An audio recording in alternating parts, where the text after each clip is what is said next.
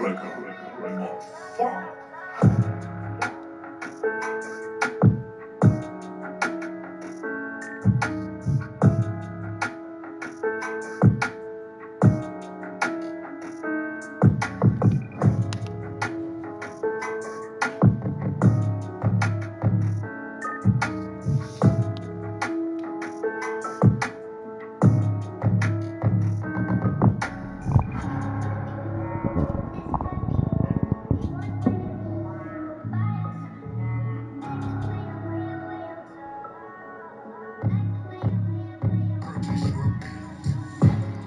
What's up, everybody, man? I hope y'all are having a good Friday. I've already done a show for KOC, and I felt like it was only right to do the same for the other competitive market in our double-leagued brand here we have between LOC and KOC. We are in both leagues getting to those final stages before the next cycle of NCAA drops. And I thought I'd do something as quick as possible to discuss what is going on in the world of LOC.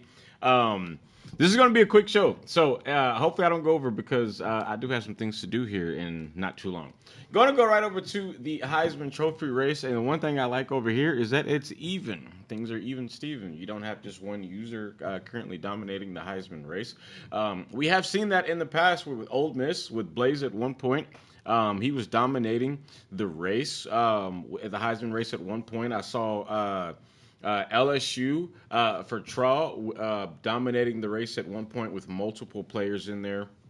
I think I saw Vic at one point. Not a lot of people dominating. It's a pretty even race for the most part as far as the Heisman Trophy race. Going over really quickly, looking at the one space I don't really give a fuck to talk about when it comes to y'all because y'all are just assholes in my opinion when it comes to recruiting. Looking over at the recruiting space, and Showtime is currently sitting at the top based on ratings with 15 4 stars, 6 5 stars, with Gideon right behind him based on ratings when it comes to recruiting in that second spot. Clemson not far behind. D-Mac has shown once he got that 5-star prestige that he was about that action when it came to building a team. 21 4 stars, 2 5 stars up to this point.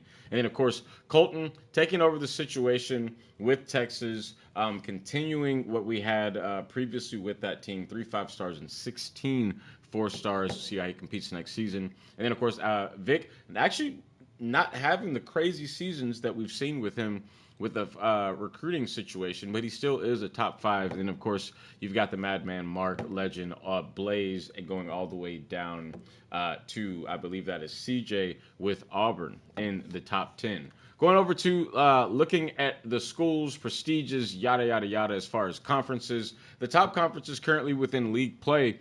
SEC still holds that spot as being the top conference in league play. The game is very disrespectful in regards to what it did to the Big Ten because, in my opinion, the Big Ten has not been a bottom conference in the league. But I do understand what has happened. The league has transitioned. We have transitioned, moved people from one position to another based on conferences. That could have a potential impact as far as how conferences look. Obviously, with the Big 12 losing Texas, losing Oklahoma, and everyone shifting over. Pac-12, I have no idea why the Pac-12 is really that high. I guess it has to do with the current rankings within league play. But that is the current rankings as far as conferences are concerned in the league. ACC is sitting in that second spot. That's not really a shock to me. I thought in the beginning when we first put that ACC together that was going to be a very competitive conference. We did see people fall off. We basically called it that Young was going to fall off early in league play. He wasn't able to get into a successful position in the playoffs in the SEC. Moved him over to the ACC. I think he lost his first 2 games, ended up falling off. Not really a shock there. I kind of put him and Smitty in the same space, which is so funny because they argue with each other all the damn time. That both users, when they play great, hey, the super active, all those things. When they're not playing great, they're ready to move on. Is what it is. That is a conference look as far as league play today. I'm going to exit out of recruiting. Wanted to go over really quick to the stats, current league stats, who is doing what as far as top players within the league.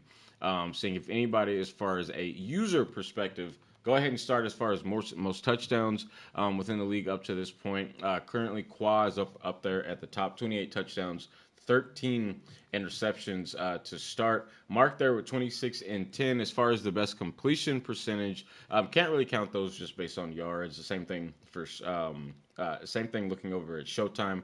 But what I can look at is looking at Clemson having a much better season, I'd say, probably as far as passing. 77% completion. Probably the next one, obviously, is right there with Smitty, even though Smitty's currently out right now. Rome up there having a better season for a completion percentage. And I believe a part of this with the new Maryland user, there's a connection there between probably the previous Maryland user with Colton, and of course shifting to our new Maryland user, who seems to be a pretty competitive dude. So we'll see how this plays out. I believe he's a user came over either from Prime or as a connection to Mark. Looking at the rushing as far as the season is concerned up to this point, our top rushing user this season is the Frizzau, right behind him with Smitty and Oregon. No shock there. The most touchdowns for the season up to this point for a runner is going over to Qua. No shock, he was sitting into that number one spot for this season.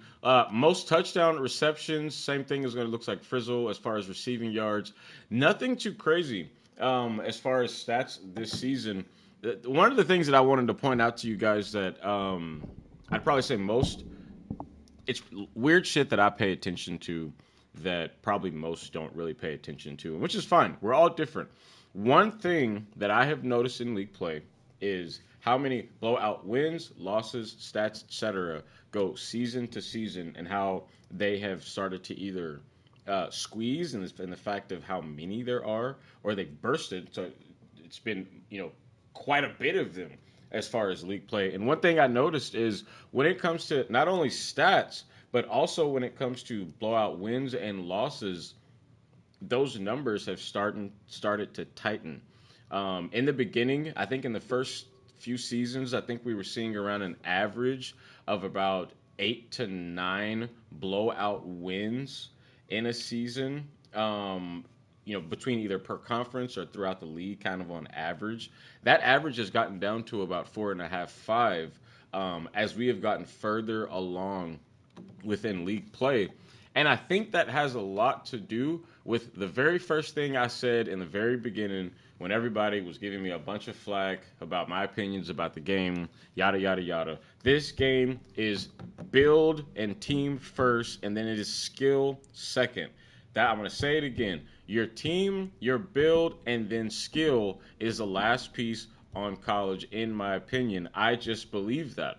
I believe it is impossible to just outskill someone regardless of your team, especially if you're playing in a league where you have competitive users. And the only reason I say that is because when you start looking at teams' overalls currently, for the majority of the league, everybody is about above an 87 or an 88 overall. Obviously, you have TCU there. Ben's kind of fallen off. He was an 89 last season. But when you look at the majority of the league, you only have like maybe 3 or 4 teams that are currently below an 87. That makes sense why the stats are not as crazy as they were in the first few seasons. Because, one, teams are starting to get closer aligned from a competitive standpoint. 2, I think people are just learning the game. This first cycle, there's no shock to me that you have people sitting in the positions that they were in the beginning, and then up until now. Some people just capture what the fuck the game is doing faster than others. That's just a part of it when it comes to gameplay. As far as top offenses in the league from a user perspective, again, you're going to see similar names up there. I'm not really shocked at that. Same thing with points per game.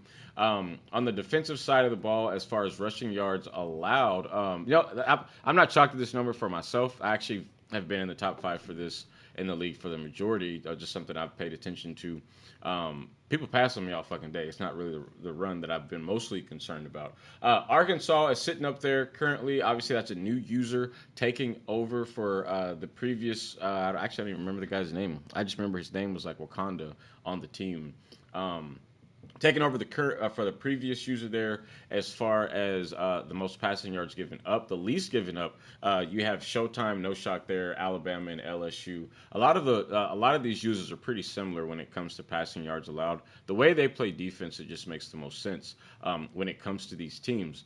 Fuzz being up there. Everybody knows Fuzz is one of the few people that can play on safety and somehow impact the entire field for the most part. I've heard of CJ from a defensive level just from the other leagues that he's played in, but that's pretty much the basis of that. From a conversion standpoint, I be damn. Okay, Jay Jeter, third down percentage sitting up at the top with Showtime, and of course I don't like this number because I'm sitting 4-4, so that really got me low key fucked up. That's fake as hell. But Showtime, then of course you've got J Stack who is sitting up there currently 6-0 in the Pac-12.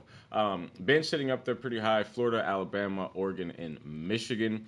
As far as going over to red zone efficiency, the most efficient user. This is what's so funny about this stat is that I have yet to see anybody in league play above CPU when it came to red zone efficiency. We have gone season by season by season by season, and nobody has been above CPU or in this top part of the league when it came to red zone efficiency. So I don't know how much of that is just the game and how much of that is just people just making mistakes. You obviously got Maryland up there. Again, that's a split between two users. Fuzz is the closest, so Maryland and Hawaii being the two closest. But for the most part, man, it's way down here. It's way down here when it comes to red zone efficiency. Defensive red zone percentage. Who's, top to bottom? I'm not really sure how to gauge this one because, it's based on efficiency. And so I guess it would be to be determined on how much you stop people for the most part, as far as getting into the red zone and scoring. And I'm going to go the complete opposite. I think this is the right route only because I just don't believe Hawaii is giving up. Yeah, this makes a lot more sense. Clemson, A&M, Ole Miss up here. Obviously, got to give a shout out to Fuzz at King 504, UCLA. Users that are not trying to give up a whole lot on that side. Penalties. Who's had the least penalties committed? Hey, I'm 4-4, so that's kind of irritating that I'm seeing positive stats. But as far as penalty yards, the most penalty yards by a user, let's see here. Do a quick breakdown. Who has had the most penalties for the season? Michigan. Is there anyone else? So it is definitely Smitty.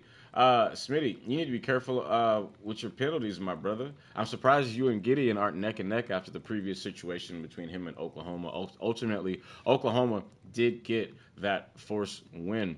But that is a breakdown somewhat, again, as far as the stat side. As far as the turnover differential, not shocked that Smitty's up there, just the way he plays. Same thing with Mark, Vic, even with the same thing with Tra, and the current undefeated Colorado Buffaloes. Also, I'm not shocked with any of these users being up here if you just simply know the style of play that they play. Being on the opposite side of that, Utah, Penn State, Jay Rose is a little bit of a shock to me. Same thing with Hendricks. Utah, obviously, the situation with that team. I'm curious how long he's going to stay with that team or if he decides to make an adjustment. Really quickly, going to the standings, just to look and see what everybody is doing up to this point as far as each conference, just trying to give a perspective. Because, again, this is a prize season. This is the one prize season that we're having. We had made the decision to kind of do this really kind of spur of the moment, to be honest. But for the most part, the college moves too fast, and there's too many variables to do a prize league the way you can in Madden just because of how the build works. I'm going to take a 5-second break. I'll be right back.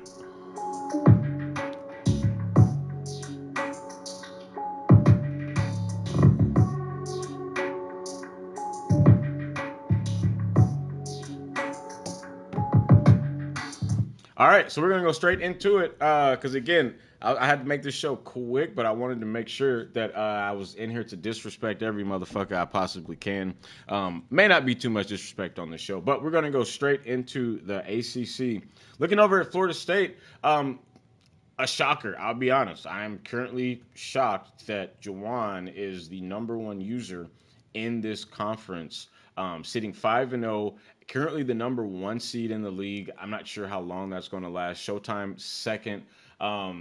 Fuzz sitting there at 6-2, CJ at 5-3, and then of course Ronk taking over that team. I think he just got a sim win, but he's currently 3-2. A new user with Florida. Only thing I know is his name is King Florida within the chat. So I don't know if you have a nickname, my guy, or anything like that. Bird has been on PTO for a little bit of this. I think maybe he could be running. I don't know. Maybe not. I don't know. I was really hoping to see him and Juwan play because there was a whole lot of smack talk last season. I don't think a whole lot's going to change here. I do think what you see right now is how this is going to end, where you're going to see Juwan, Showtime, and Hawaii with Fuzz basically playing for conference and potential playoff spots. I don't think a whole lot's going to change here as far as these three. CJ's got a chance, but I think two tough losses are going to impact him. My expectation is that it's going to be either Showtime or Juwan to take the conference. But hey, let me not disrespect Fuzz. The man's got a chance. Going over to the Big 12, obviously, Ncaa has been playing well this season. He's currently 8-1, sitting in the top 10, at top of the conference. He's 5-1 conference wise. I'm 4-1 conference wise, 4-4 on the season. Smitty's getting back. He should be able to finish the season strong, I would say, for the most part. GA Bound with Ohio State sitting at 6-3, DMAC 6-2, and then Hendricks sitting there at the bottom of the conference currently. The expectation, or at least for me, is to at least be in a position to play in the conference game. Obviously, I'm going to have one tough game left for the season. I got to go against the most disrespectful user of all time in Hendricks. It just is what it is. We friends on the BOD, but we enemies on the field. And my expectation is that this is going to end up for as a conference championship game between us three. But I cannot just say that because Washington and Ncaa and DMAC, Washington and Clemson, they both still have to play. So that game is huge because if DMAC wins against Ncaa, I'm not really sure who the game's going to pick at that point as far as the conference game. For me to get in, I'm going to need the conference title. That's just what it is. I'm going to have to get into the conference game and hope, even by winning a conference game, which I most likely may get knocked out if I have to play DMAC or Ncaa, because I know he's going to want to both of them are going to try to take me out in that kind of position if I'm there. This may be still a four-man race. I think Ohio State is maybe on the back end for the most part, unless he pulls out a big game to finish out. But I do think the race is going to be, as far as conference-wise, between Washington, myself with Wisconsin, and Clemson. I think Smitty is just too far out of town. And it sounds like he's going to have a fair sim situation with Michigan State. Going over to Big Ten, we have Austin with Colorado, Fireman with Oregon, looking like the old Fireman for the most part. New Arkansas user at 4-3. New Maryland user, J. Rose, sitting with Tennessee. And then we have Legend sitting at the bottom, 3-2 in the conference. Again, another conference, I don't think we're going to see a lot of change. I do think you're going to have Austin in a rematch in the conference championship against Fireman, two users that we shifted over from the Pac-12. Going over to the Pac-12, there was a lot of debate on who would be at the top of this conference, and I was 50% wrong, and I don't appreciate that. There were people that obviously favored Jay Stack, saying that he would take over the conference, being that he's been in this position before. He's played over in another conference within KOC,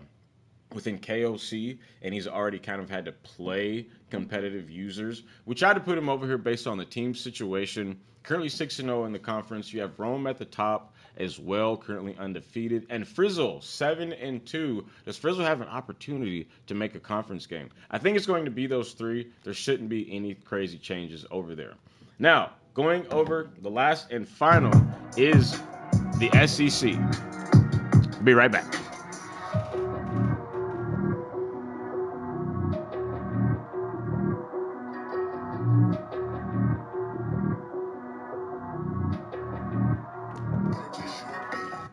The least appreciated conference within league play is the SEC.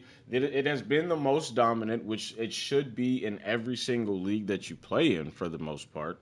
But the SEC currently with LSU, Alabama, Oklahoma, Ole Miss, Notre Dame, TCU, and Texas. There's obviously been some transition with Texas. Texas was undefeated. New user has taken 3 straight losses. Nobody gives a shit about the transition. Ultimately, a transition was happened. Colton's trying to figure out that Texas team and how to play with them. T-Raw is currently at the top, undefeated, 1-10-0 against Vic and their game. And then, of course, you have Mark still sitting there at 8-1. So really, the big question comes down to me is what is Ole Miss going to do as far as conference? I think prior to advance, he was at 17 or 16 in the rankings. The game currently has him at 9. That's going to be a big step as far as trying to be in a position as far as playoff contention. For the most part, Notre Dame, TCU, and Texas, they are pretty much done as far as playoff contention, as far as league play, unless somebody just does something crazy like takes out LSU or Vic. I just don't see that happening. I do believe this is going to be similar. It's going to be a 3-man race. You're going to see T-Raw, Vic, and Mark going against each other. And then, Blaze, I don't know. It's just a tough out, I think, for Blaze. And I'm going to go straight to his schedule just to verify as we get ready to end the show. The SEC, again, that conference right there, for the most part, whoever's played in that conference has typically won the title. So for Blaze, he's only got Oklahoma left on his schedule. So that's the most important game left for him for the most part. He's got Oklahoma left on his schedule, and that'll pretty much determine, I think, where he lands as far as the playoff picture. Leaving here on the top 25, man, I hope you guys have a good rest of the day. Man, take care of your mentals. Best of luck to all of you. Happy Friday. I'm out.